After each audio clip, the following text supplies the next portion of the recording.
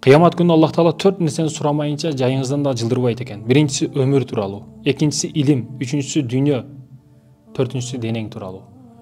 Сен 2024-жылы өзүңдөн өзүң сура, өзүңдө өзүңө эреже кыл, өзүңө ийгилик эрежең кылып кой. Биринчиси өмүрүң менен ойношпо. Өмүр менен ойнош болбойт. Бир жыл бул бирөөлөр үчүн үмүт урматым экендеш. Бир жыл жашоо. Көпөрөк бир күн эле жашайт.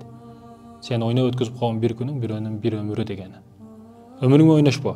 Экинчи эреже амал кыла турган, илим аласың.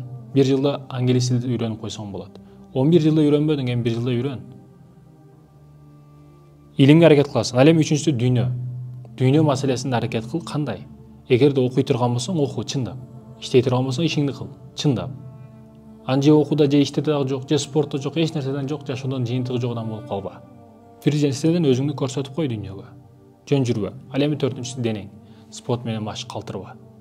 Спортсуз болбой турматым экендешим. Буну эмнеме ууладың? Жеп жаткан, кирип жаткан, чыгып жаткан бардык нерсеге денеге жооп бересиң. Бул аманат.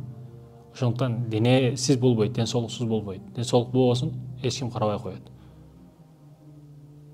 Эгер сакай болсоң, аял болсоң күйөөң таштап кетет, күйөө болсоң аялың дагы таштап кетип калат. Жакындарың калбай калат.